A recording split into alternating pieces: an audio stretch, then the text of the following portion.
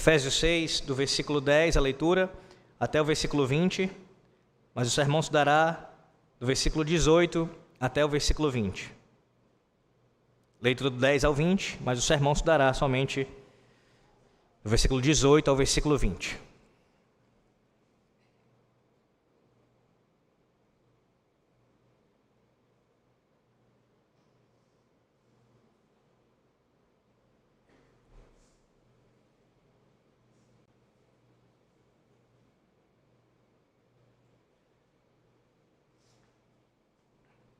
Assim diz a palavra do nosso Deus, meus irmãos, a palavra no qual nós temos o socorro, nós temos consolo, nós temos também a nossa segurança. Efésios 6, do 10 ao 20, assim diz o Senhor. Quanto ao mais, sede fortalecidos no Senhor e na força do seu poder. Revesti-vos de toda a armadura de Deus, para poderdes ficar firmes contra as ciladas do diabo. Porque a nossa luta não é contra o sangue e a carne, e sim contra os principados e potestades, contra os dominadores deste mundo tenebroso, contra as forças espirituais do mal nas regiões celestes. Portanto, tomai toda a armadura de Deus, para que possais resistir no dia mau, e depois de terdes vencido tudo, permanecer inabaláveis. Estai, pois, firmes, cingindo-vos com a verdade e vestindo-vos da couraça da justiça. Calçai os pés com a preparação do evangelho da paz, embraçando sempre o escudo da fé, com o qual podereis apagar todos os dardos inflamados do maligno.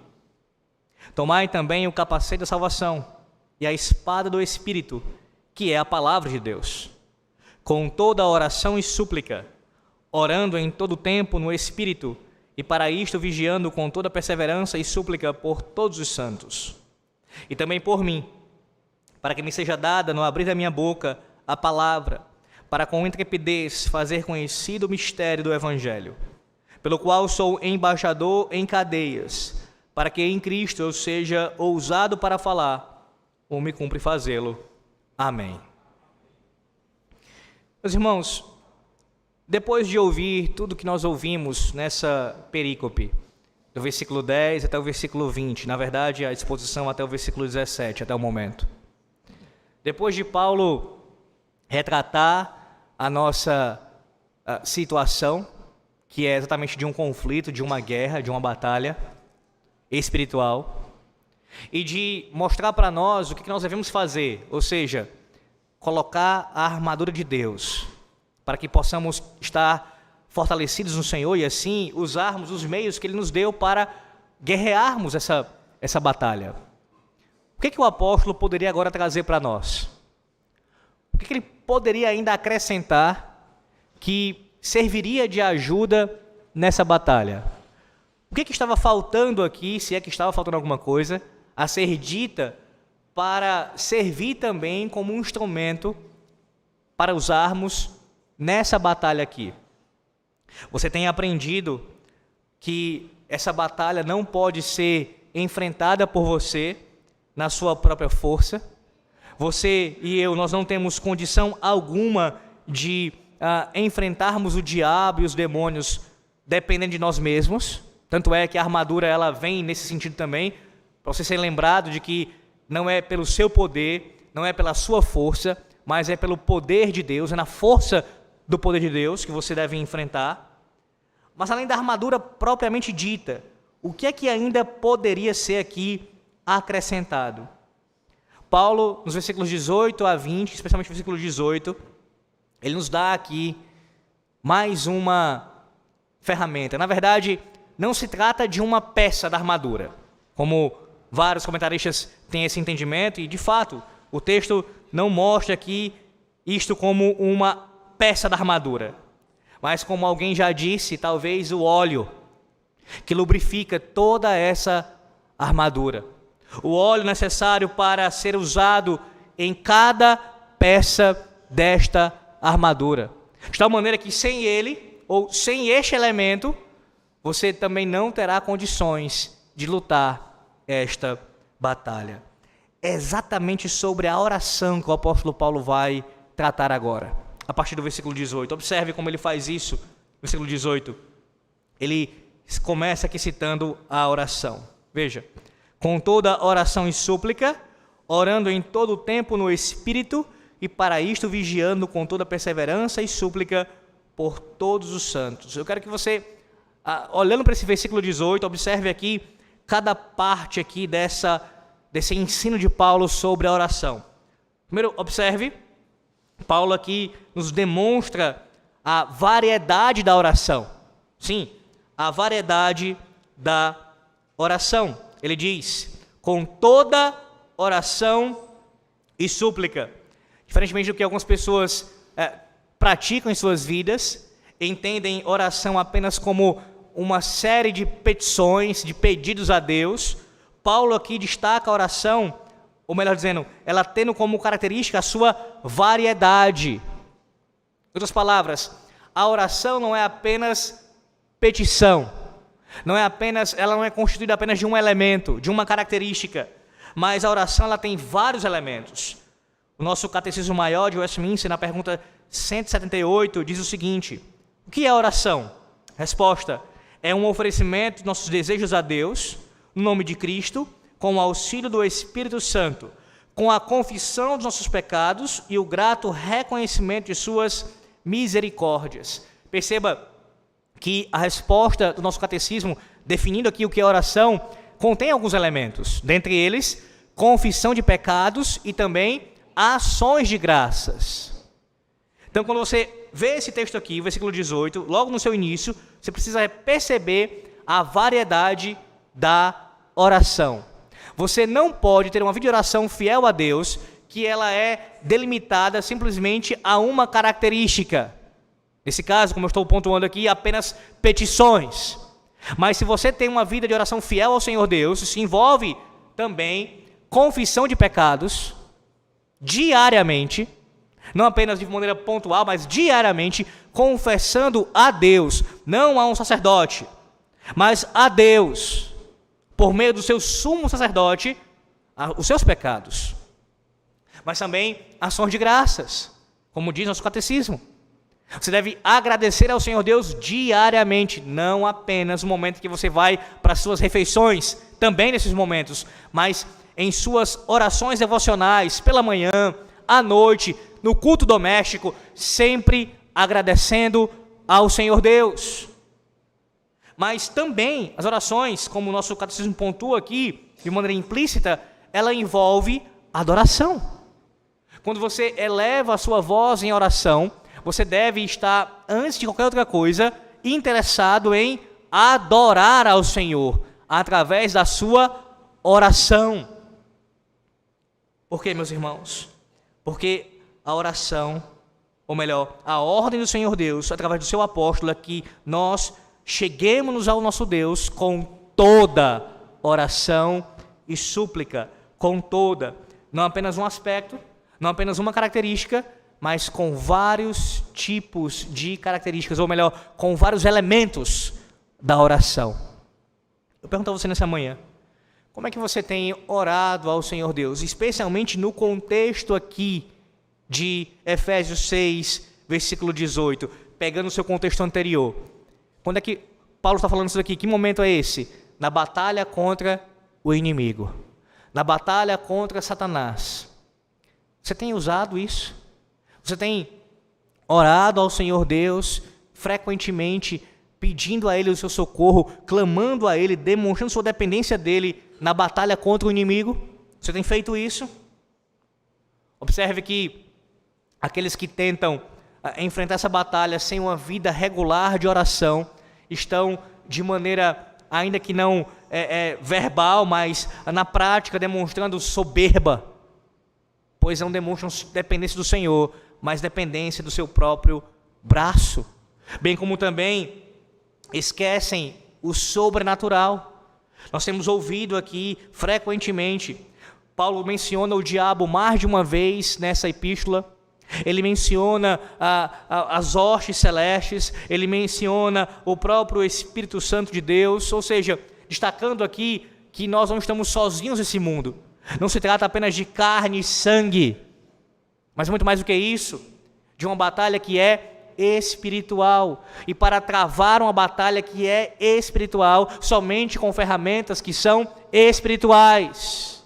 Como disse certo autor, você não luta uma guerra nuclear com fuzis. Você não luta uma guerra contra o diabo dependendo da sua capacidade pessoal, mas orando uma variedade de orações, uma variedade nas suas súplicas diante do Senhor. Segundo lugar, aqui no versículo 18, Paulo agora ele vai nos dar o quando e o onde da oração. Primeira variedade, agora o quando e o onde da oração. O quando ele diz, orando em todo o tempo.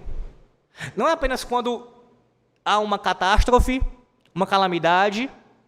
Claro que nesses momentos há até orientações bíblicas para serem feitas orações específicas e especiais mesmo, como o ajuntamento do povo para assim buscar a Deus o seu favor. Mas não apenas nesses momentos. A Bíblia é clara, orando em todo o tempo. Em todo o tempo. Não há um dia sequer que o diabo não venha a lhe tentar, a se levantar contra você, a querer destruir a sua vida, a sua família, a própria igreja de Cristo. Então você não pode, de forma nenhuma, ter um momento sequer de descanso contra a sua vida de oração em todo o tempo. Como diz Provérbios 3:6, reconheça-o em todos os seus caminhos, em todo o tempo, em todas as circunstâncias. E o onde? Veja, ele diz, orando em todo o tempo, no Espírito. No Espírito. Nós aprendemos o apóstolo Paulo em Romanos capítulo 8, que o Espírito Santo é aquele que habita em nós e é aquele que intercede por nós. E é nele que você deve orar ao Senhor Deus. Ou seja, dependendo do seu poder, dependendo da sua ação, para levar as suas orações ao trono do Senhor Deus. Como também responde o próprio catecismo na pergunta 178. Você ora a Deus Pai por meio de Cristo no poder do Espírito Santo. É assim que você ora. É assim que você deve orar. E veja, meus irmãos, isso é uma questão também importantíssima, porque, claro, porque a Bíblia ensina isso, mas também porque em nossos dias existe muita confusão quanto ao papel do Espírito Santo. E pessoas que, por causa do movimento pentecostal, deram grande ênfase, ou melhor, deram uma ênfase equivocada, ou atribuíram um papel ao Santo Espírito de forma errada, vem desse contexto, quando chega a igreja reformada, acabam indo para o outro extremo e esquecendo da sua atuação, da sua vívida atuação. Nós precisamos buscar diariamente, em todo o tempo, o auxílio do Espírito Santo. Sim, falando com Ele diariamente, e sim, a oração ela pode e deve ser dirigida ao Pai, ao Filho e ao Espírito Santo, a despeito de se ter uma maneira mais ordinária de se orar, que é a Deus Pai, por meio de Cristo, no poder do Espírito. Então, além de falar com o Santo Espírito, você também deve nutrir com Ele comunhão. Comunhão. Já citei isso outras vezes aqui. John Owen tem uma obra muito famosa, que eu recomendo a leitura dela a você, que é Comunhão com Deus Trino. E nessa obra, o seu foco é ensinar que nós devemos alimentar essa comunhão com o Deus Trino diariamente, com cada pessoa da Trindade. Nós devemos amar cada uma delas e devemos nos relacionar com cada uma delas. Como é que você pode fazer isso se você não dirige suas orações no poder do Espírito? Você não se relaciona com o Espírito, você não nutre comunhão com o Espírito, você não confia no Espírito. Ora, se você não confia nele, você confia nos seus méritos, você confia na sua capacidade de articular as palavras bem em oração, você confia talvez no seu conhecimento teológico, você confia talvez em alguma, na sua cabeça, talvez equivocada quanto a isso, achando que tem algum mérito com Deus. Sim, há pessoas que acham que isso existe, como já ouvi, especialmente em meios pentecostais, pessoas falando da seguinte maneira: Senhor, ainda tem um mérito contigo. Ora, não existe mérito nosso.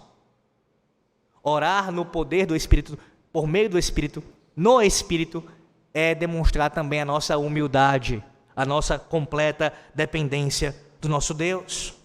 Somente o Espírito pode nos dar condições de vencermos o maligno. Lembre-se que foi Ele quem conduziu o próprio Senhor Jesus Cristo ao deserto para ser tentado pelo diabo. E foi Ele quem fortaleceu certamente o Senhor ali, naquela batalha contra o diabo. Ao mesmo tempo, observe como isso está conectado ao que vem anteriormente. No versículo 17, Paulo disse: nós devemos usar a espada do Espírito. E agora ele fala para nós orarmos no Espírito. Percebe? A oração e a palavra. Estes dois meios de graça que você usa na batalha contra o inimigo, eles são dados pelo Espírito e eles são usados com o auxílio do Espírito.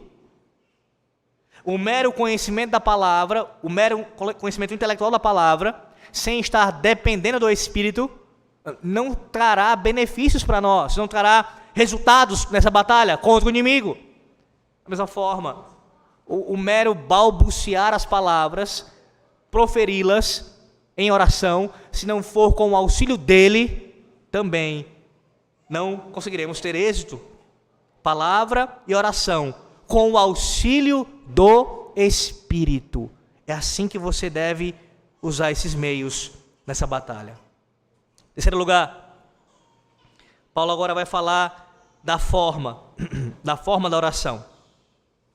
E para isto, vigiando com toda perseverança e súplica.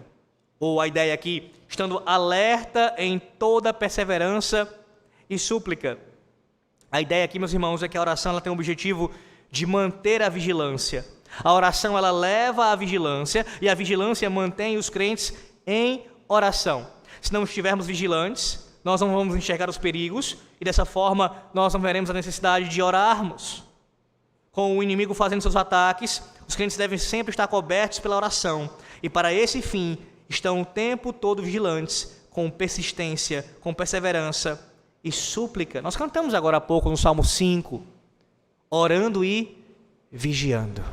Vigiando e orando, as duas coisas presentes em oração, vigilante. É assim que nós devemos permanecer. E veja, perseverando. A ideia aqui de algo que é frequente, permanecendo assim. Como eu tenho dito aqui, a oração ela não pode ser simplesmente algo que ocorre de forma esporádica em sua vida. Você precisa perseverar em oração. E perceba como a palavra perseverança aqui, ela dá essa conotação de uma resistência, de uma permanência. Porque quando você se coloca a orar, se dispõe a orar, além de você estar guerreando contra Satanás, você também está guerreando contra a sua carne. Você sabe muito bem do que eu estou falando. Nós não queremos naturalmente orar. O que a gente quer é fazer qualquer outra coisa. Levantar-se, ir para o nosso quarto ou para um outro lugar reservado e ali dedicar tempo de oração a Deus. Sim, eu estou falando disso. Tempo de oração a Deus é uma luta não apenas externa, mas também interna. Por isso você precisa perseverar. Perseverar.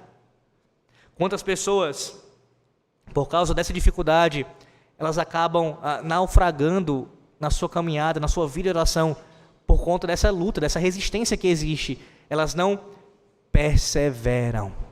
Não perseveram. Não acho que você, apenas pelo fato de ser cristão, isso lhe dará já condições de estar orando diariamente e nunca terá dificuldades em fazer isso. Pelo contrário, com o passar do tempo, quanto mais tempo de fé você tem, maiores serão as suas batalhas, maiores serão as suas tentações e maior será a necessidade de você perseverar em oração. Perseverar em oração. Lembre do Senhor Jesus Cristo. A sua vida, dentre tantas coisas maravilhosas, é marcada por uma vida de oração. Ele perseverava em oração. As suas orações eram variadas, certamente. Elas eram, sim, com frequência, elas eram diariamente, elas eram no Espírito, e elas eram também, certamente, uma demonstração de perseverança. Em quarto lugar, e último nesse versículo 18, Paulo vai dizer agora os sujeitos da oração, sujeitos indiretos da oração. Veja, e súplica por todos os santos. Todos os santos.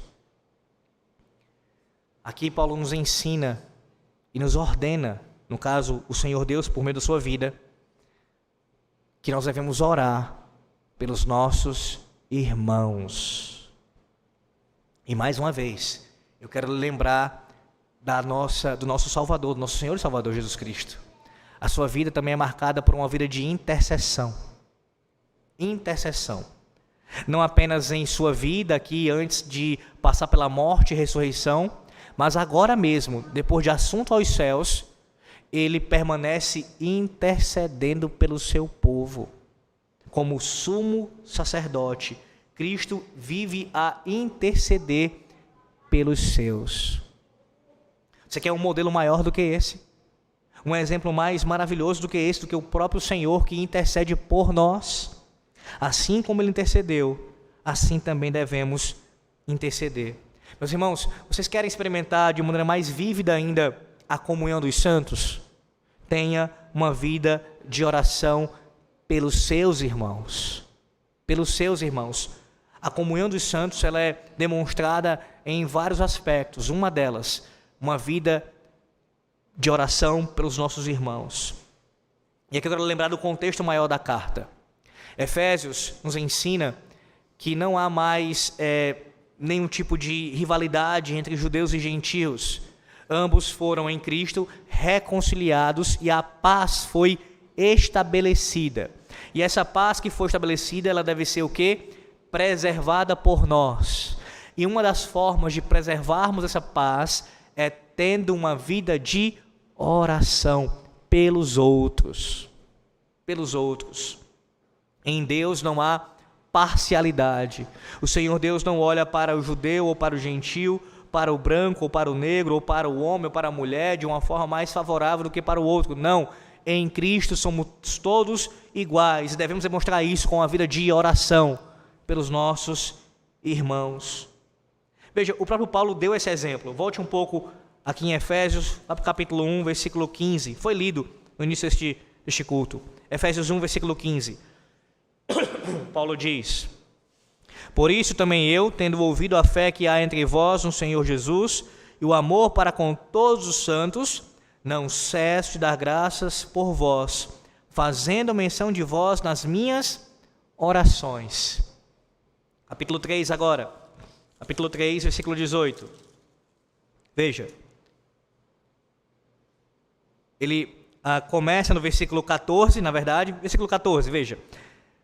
Por esta causa me ponho de joelhos diante do Pai. E ele começa a descrever aqui essa oração, que ele faz a oração de quem toma o nome de toda a família, tanto no céu como sobre a terra, para que segundo a riqueza da sua glória vos conceda que sejais fortalecidos com poder, mediante o seu Espírito no homem interior.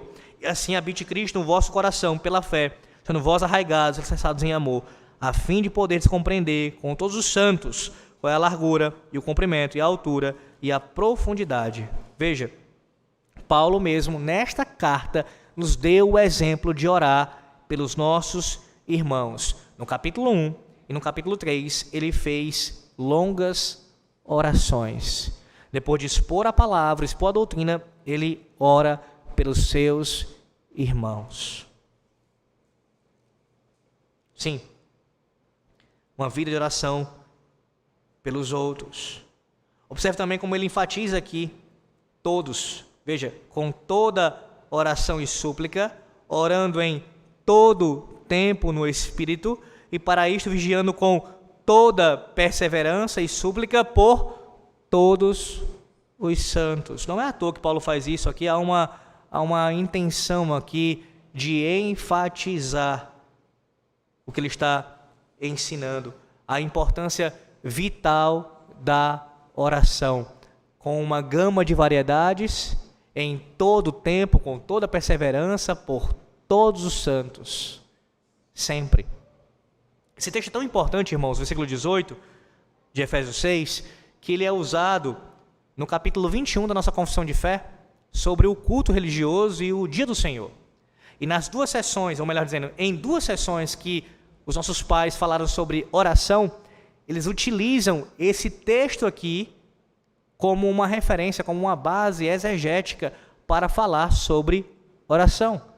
Tanto acerca da sua perseverança, bem como também que essa oração deve ser feita de forma diária, em qualquer circunstância, inclusive em secreto. Percebe? É um texto importantíssimo, que apenas um versículo, Paulo nos dá aqui um pequeno manual de oração. Um pequeno manual de oração. Aí você pode se perguntar, mas pastor, e agora? Ele pede oração por todos os santos, ele faz esse rogo aqui à igreja, e por ele não pede? Veja o versículo 19, temos a resposta para isso. E também por mim, para que me seja dada no abrir da minha boca a palavra, para com intrepidez fazer conhecido o mistério do Evangelho. Depois de pedir oração por todos os santos, por todos aqueles que professam a fé no Senhor Jesus Cristo, ele pede oração agora por ele. E aí veja, não apenas ele se coloca depois aqui em seu pedido de oração, mas mais do que isso, o seu pedido de oração por ele mesmo não é para ele ser liberto da cadeia. Você observa, Paulo estava preso ali em Roma e ele não pede para ser libertado da prisão. Não seria isso o natural de se esperar? Peçam a Deus, supliquem a Deus que venham a me libertar dessa cadeia. E veja, não haveria nenhum problema em si com isso, para que Deus o tirasse aquela circunstância. Mas a petição do apóstolo Paulo aqui, pela sua vida, era algo muito mais glorioso. Paulo está pedindo à igreja que venha a orar por ele, para que naquela circunstância, preso, ele venha a ser instrumento do Senhor Deus. Ou no caso, continuar a ser instrumento do Senhor Deus. Há algumas questões importantes aqui a serem salientadas. Primeiro, que mesmo Paulo sendo um apóstolo de Cristo, um homem que reconhecidamente era um líder proeminente naquele período, ele reconhece a sua necessidade de oração. Não apenas dele orar, mas de pedir aos irmãos que orem por ele. E esse é um ensino valioso para nós essa manhã. Nenhum de nós aqui nessa manhã, nenhum de nós é tão forte ou pode ser considerado como autossuficiente que não venha a pedir e a depender das orações de nossos irmãos. E aqui não entenda isso de uma forma também errada. Eu não estou dizendo para você ser como muitos aí fora que acabam não tendo uma vida de oração e dependendo dos outros para orar por ele. Não ora, não clama, não suplica, não depende do Senhor na sua vida de oração e fica só pedindo oração para os outros. Tem pessoas que são assim. Elas ficam o tempo todo pedindo oração, mas nunca oram. Não é isso o ensino aqui. Você deve ter uma vida de oração, mas também demonstrar a sua dependência do Senhor Deus nas orações de seus irmãos. Pedindo aos seus irmãos que orem por você. Isso é legítimo, irmãos. Isso é bíblico. Pedir aos irmãos que orem por nós. Mesmo para pastores, como é o caso aqui. Principalmente, na verdade, para pastores. Além disso, esse ensino aqui também de Paulo nos mostra o seu compromisso com o Evangelho. O pedido dele é para que quando ele abrisse a boca, a palavra de Deus estivesse na sua boca. O mesmo ensino do Antigo Testamento com relação aos profetas. Os profetas, eles falariam aquilo que Deus colocaria em suas bocas. A sua palavra. Da mesma forma, Paulo aqui ele vai falar aquilo que está de acordo com a vontade do Senhor Deus. A palavra de Deus seria proferida à sua boca, porque Deus mesmo lhe encheria. Diferentemente também do que alguns ensinam, Paulo não está dizendo aqui que ele simplesmente esperaria por uma palavra em certo momento que viesse sem nenhum preparo prévio. É claro que não. A preparação ela é requerida. Paulo tinha instrução, tinha conhecimento, sabia muito da revelação divina. A questão é que quando ele tivesse a oportunidade, naquele momento, Deus lhe concedesse sabedoria para proferir a palavra que ele já havia conhecido. Então não é que uma base aqui para um pregador chegar num púlpito ou qualquer circunstância, estamos preparados e esperar que Deus venha a comunicar a ele alguma coisa. Não, ele se preparou, ele de forma prévia esteve buscando instrução, ele está agora ali disposto a servir a Cristo, e aí no momento certo, Cristo irá lhe conceder sabedoria para proferir a palavra. Segundo um certo erudito do Novo Testamento, é bem possível que aqui seja uma referência ao seu julgamento perante César, Nero, em Roma, quando os seus acusadores, os judeus ali, fossem incriminá-lo. O governo romano considerava os cristãos, meus irmãos, uma seita dos judeus. E os judeus os consideravam um grupo herético em seu julgamento perante César. Em seu zelo pela salvação dos pecadores, para a glória de Deus, o apóstolo considera ainda as atuais circunstâncias difíceis como uma boa oportunidade para dar a conhecer a todos os guardas que eram constantemente mudados, os visitantes, o tribunal romano, em qualquer caso, perante o qual ele fosse uma outra vez chamado a comparecer e ali pronunciar o mistério do Evangelho, a bendita verdade que teria permanecido em segredo, se Deus não tivesse revelado. Ou seja, que em Cristo há plena e graciosa salvação para todos que abraçam pela fé, mesmo para judeus e gentios, na base da perfeita igualdade. Esse é o pedido do apóstolo Paulo, que quando eu tiver a oportunidade, diante do tribunal e aqui mesmo na prisão, quando eu falar, que a palavra de Cristo esteja na minha boca e eu possa anunciar o mistério do Evangelho. O que a gente aprende com isso? Primeiro, que a pregação não é algo apenas técnico. Você acha mesmo que a pregação é algo somente técnico? Que o pregador deve apenas conhecer o texto, estudar, ler e assim proferir a palavra? Não. A pregação ela é algo essencialmente espiritual, sobrenatural. O Espírito Santo, lembre-se, ele usa a sua palavra. Então você precisa orar por isso. Não é apenas técnico. Qualquer pregador que trate a pregação assim, ele está também pecando em seu ofício. Além disso, Paulo aqui ensina que não apenas os efésios, mas toda a igreja deve orar pelo seu pastor, deve orar pelos pregadores da palavra do Senhor. E aí, nesse sentido, você é um participante do sermão, ou um coparticipante. Você pode pensar, mas como, reverendo? Como é que eu posso participar do sermão se eu não prego, se eu não vou à frente? Ora, você participa do sermão quando durante a semana inteira você ora ao Senhor Deus para que Ele conceda ao seu pastor a palavra, para que ele proclame a palavra com fidelidade. Você está participando do processo de preparação do sermão. Muito mais ainda quando você vem ao culto solene, já orando previamente também e durante o culto, clamando ao Senhor, intercedendo pela pregação da palavra. Nesse sentido, meus irmãos, toda a igreja participa do sermão. Mas sabe como esse ensino, ele é não apenas confrontador, mas também consolador para nós, para tantos falsos ensinos que há em nossos dias, de que para que alguém possa estar participando do culto e de uma pregação, ela precisa necessariamente vir à frente, falar, aparecer, ser vista de todos. Ora, a palavra de Deus nos ensina que a igreja inteira participa do culto solene de várias formas, e uma delas é rogando ao Senhor a sua bênção sobre a pregação da palavra. E você acha que isso é algo de uma importância pequena, insignificante?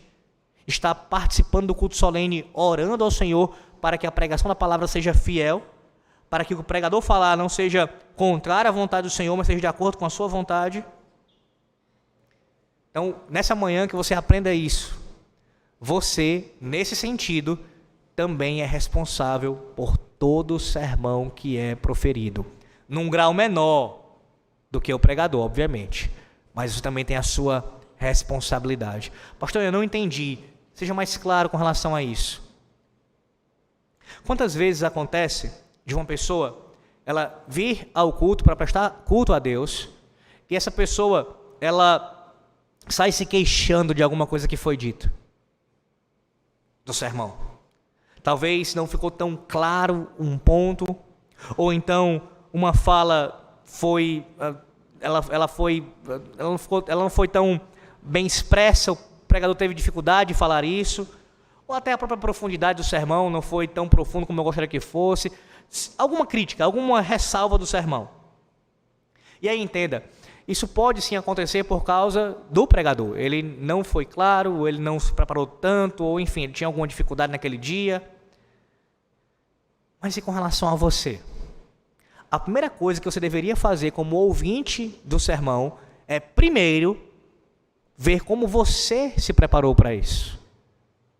Como foi a sua semana se preparando para o culto solene, para os 2 cultos, para o dia do Senhor.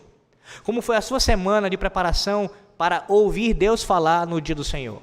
Como foi o próprio dia do Senhor, no caso, a sua vinda antes de vir para o culto aqui, como é que foi? Você pela manhã acordou cedo, se preparou, orou, pediu ao Senhor que falasse com você pela manhã e com a sua família?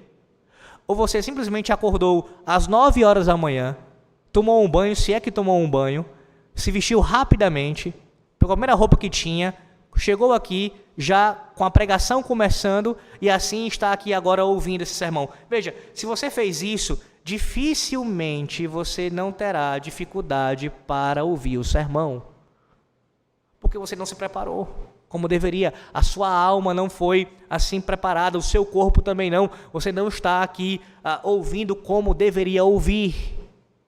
E irmãos, e aqui sim, é uma exortação pastoral com relação a isso. É inadmissível isso acontecer frequentemente, porque a desculpa sempre é, não pastor, uma vez na vida, o problema é que uma vez na vida é todo domingo. Todo domingo pela manhã, todo domingo à noite, nós temos visto acontecer a mesma coisa aqui em nossa igreja. E essa é uma demonstração clara de que você não se prepara. Você não se prepara. E não se preparar, não tem como ouvir a palavra de Cristo com clareza. Com clareza. Eu questiono a você. É assim que você trata o seu trabalho diariamente? Você chega dessa forma, na hora já do expediente, ou melhor, depois de ter começado o expediente? Bem, se você faz isso e faz isso frequentemente, eu não sei como é que você ainda está empregado. Talvez alguém responda, mas pastor, eu trabalho de forma por conta própria. Lembre-se que o seu padrão, como ouvimos em Efésios 6, do 5 ao 9, é Cristo. Seja para o autônomo, seja para aquele que tem um superior ali humano, o seu patrão, o seu chefe é Cristo. Então, se você faz assim, de forma também relaxada, o seu serviço, a sua vocação, você está pecando contra Deus. Muito mais quando você presta o culto a Ele dessa forma, sem se preparar. E é inadmissível para quem mora próximo à igreja. É mais ainda, quem mora próximo à igreja.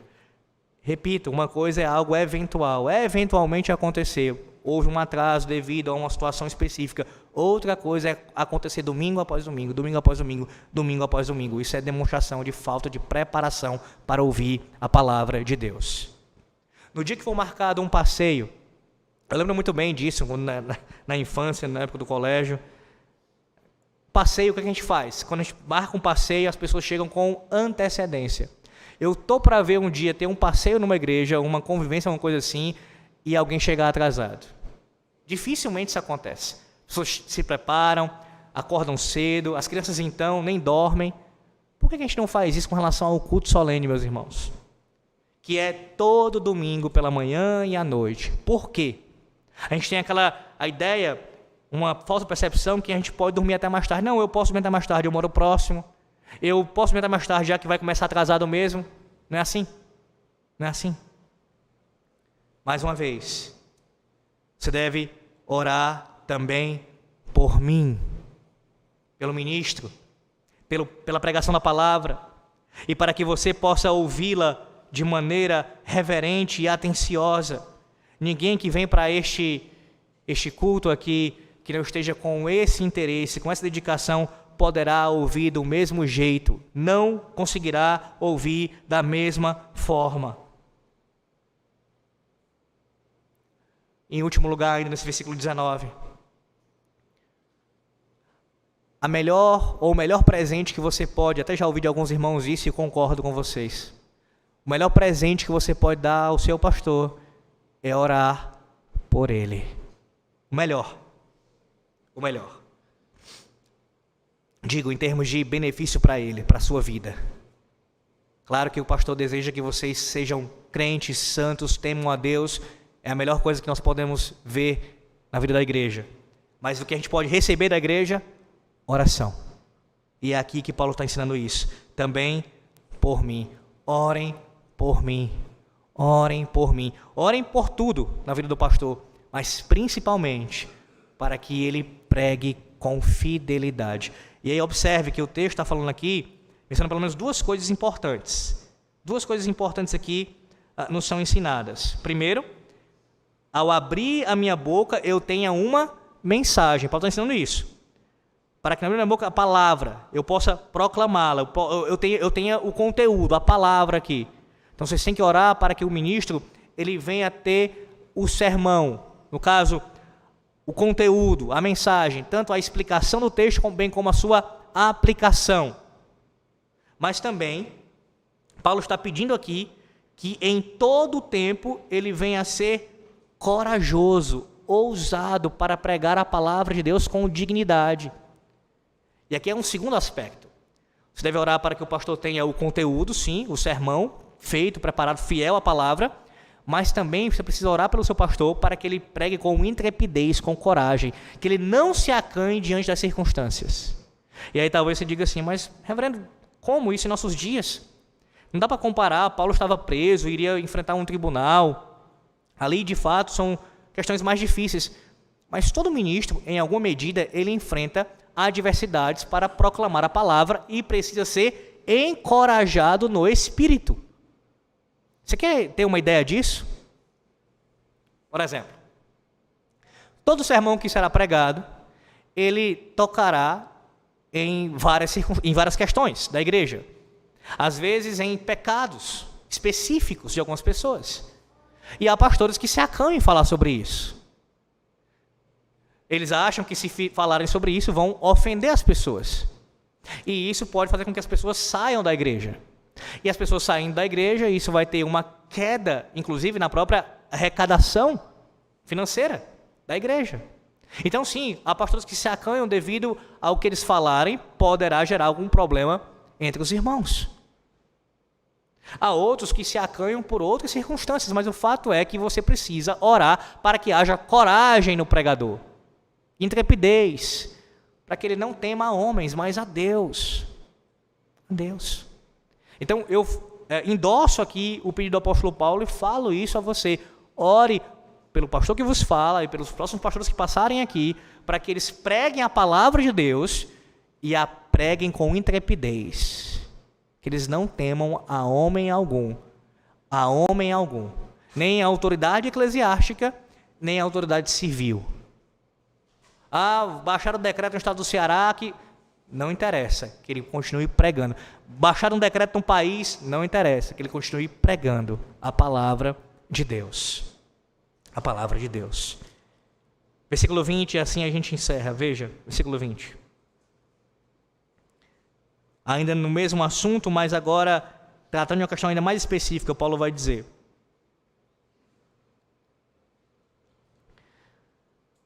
pelo qual sou embaixador em cadeias, para que em Cristo eu seja usado para falar, como me cumpre fazê-lo.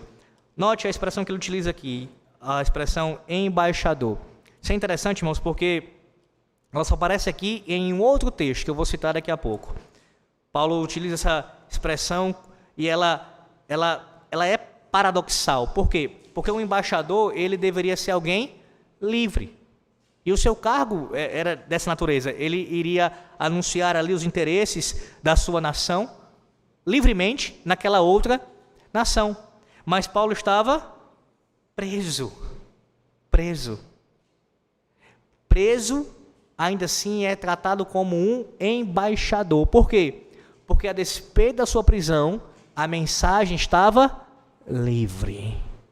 Permanecia livre. Ele continuava podendo pregar livremente.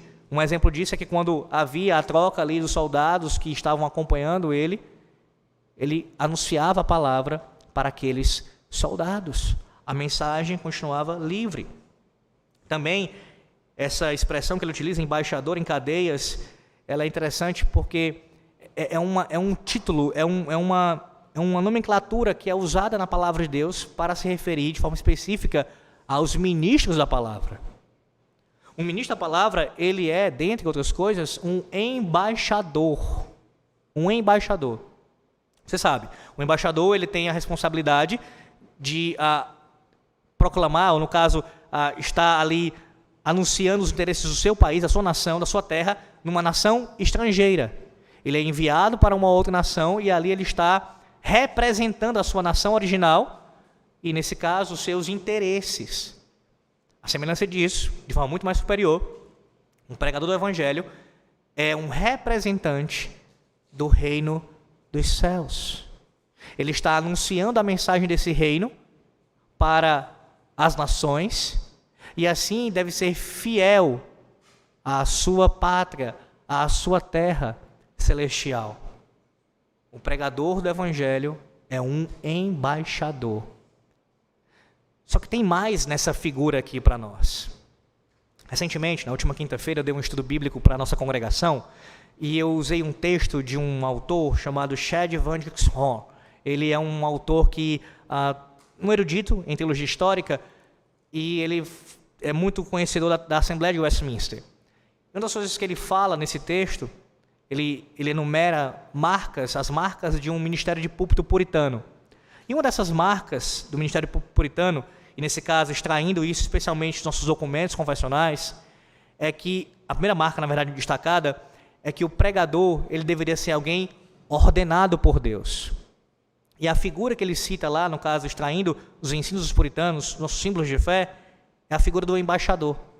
Sim, quando Paulo cita aqui o embaixador, um dos ensinos que está sendo dado aqui à igreja é de que o ministro é aquele que tem um ofício. Ele foi ordenado por Deus e isso é reconhecido publicamente pela igreja. Um embaixador, ele não se faz embaixador, simplesmente. Ele não se declara representante de uma nação. Ele é feito. Ele é assim autorizado, ele é comissionado para a sua missão, para a sua tarefa. A semelhança disso, o ministro deve agir. Ele é alguém que foi chamado por Deus e ele será reconhecido publicamente como alguém que recebeu este ofício. E assim, oficialmente, ele fala em nome de Cristo à igreja. E é isso que Paulo está dizendo aqui. Pelo qual sou embaixador em cadeias, eu sou ministro do Evangelho, eu sou autorizado por Deus e comissionado por Ele para em Cristo falar o seu mistério. E ele ainda enfatiza aqui a mesma coisa que ele falou no versículo 19: eu seja ousado para falar, como me cumpre fazê-lo. Observe o contraste de Paulo com os pastores dos nossos dias. Enquanto nós temos pastores falando na mídia, conhecidos, muitos conhecidos aí, falando de, eu estou para ser preso, e aí você vai, por que ele vai ser preso? Porque eu estou defendendo o Estado de Direito, o Estado democrático de Direito. Paulo estava preso por causa de pregar o Evangelho. Você percebe a diferença gigantesca entre um Silas Malafaia e um apóstolo Paulo? Você consegue perceber isso nesse texto? Ministros do Evangelho devem ser, se forem presos, por causa do Evangelho. Por causa do Evangelho. Se forem presos, devem ser presos por causa de Cristo, da cruz de Cristo. Se forem perseguidos, se forem mortos, que sejam mortos por amor a Cristo. E não porque estão defendendo a liberdade de expressão. E aí, não me tome de forma errada a minha fala, porque é o que nós temos em nossos dias, né? Se você não for de direita, você necessariamente é de esquerda. Não é assim? Então o pastor está defendendo que é legítimo o que o STF faz. Eu não estou dizendo isso. O que eu estou dizendo é que um pastor não pode se envolver dessa forma e dar a sua vida dessa maneira por coisas que não são eternas. Que não são eternas. Tá, e aí? O direito democrático é defendido e tudo mais, e aí? Direito é o quê? Que todo mundo tenha a possibilidade de falar o que bem pensa, né? Porque isso é democracia, você fala o que você bem quiser, o que der na sua telha. Inclusive você pode blasfemar contra o Deus verdadeiro. É o direito para poder pecar contra Deus. Eu posso falar o que eu bem entender em qualquer coisa, e ninguém pode me tolher quanto a isso. Não pode. Mas sem entrar nessas minúcias da coisa. Um ministro, se for perseguido, se for preso, se for morto, deve ser por causa disso daqui. Já pensou? O apóstolo Paulo tivesse preso, ou melhor dizendo, alguém naquele tempo falasse ao apóstolo Paulo: olha, eu estou sendo perseguido porque eu não tenho a liberdade de expressão de me pronunciar sobre o que eu quero. Não, a perseguição para a igreja e para os ministros principalmente, se existir, deve ser por causa da nossa identificação com Cristo, com o seu evangelho, com a sua mensagem, com o fato de que judeus e gentios são um agora em Cristo Jesus, reconciliados. Não por apoio a candidato A e candidato B, de forma nenhuma, mas por causa de Cristo. Por causa de Cristo. Eu concluo citando, como eu disse, a passagem que faz referência a esse embaixador aqui também. 2 Coríntios, capítulo 5. Por favor, abra sua Bíblia em 2 Coríntios, capítulo 5. Versículo de número 18 em diante. 2 Coríntios 5, 18 em diante.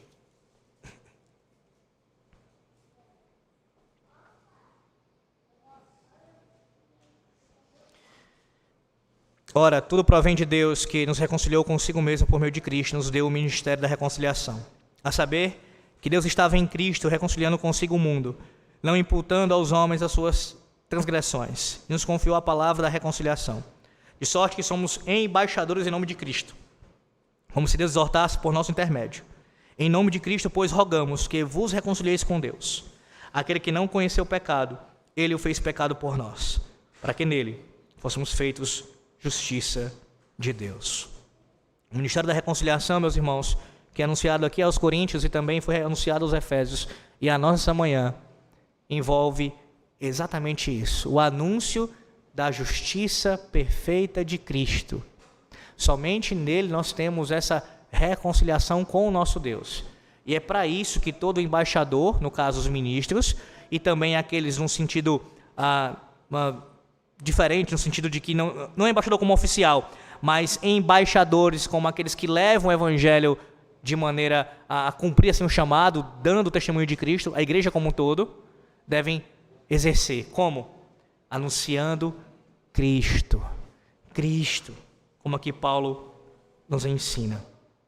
Que Deus nos ajude assim, a proferirmos essa palavra, o ministério da reconciliação com o nosso Deus, e vivermos como Paulo nos ensina em Efésios 6, 18 ao 20, uma vida de oração ao Senhor, usando esse instrumento, esse meio de graça, para batalharmos essa luta tão terrível, essa guerra tão terrível contra Satanás. Sem isso, sem a armadura completa e o uso da oração, na dependência do Espírito Santo de Deus, por meio de Cristo, sem isso, nós certamente seremos derrotados pelo inimigo. Por isso eu exorto a você nessa manhã, que você seja alguém que se volte para a oração e ao mesmo tempo ore principalmente para que sempre a palavra de Deus seja proclamada com ousadia, com intrepidez, e assim você seja fortalecido no Senhor e na força do seu poder. Deus os abençoe. Amém. Oremos ao Senhor, meus irmãos, dando graças a Ele por sua palavra. Ó Deus, graças te damos, porque o Senhor falou conosco pela tua palavra.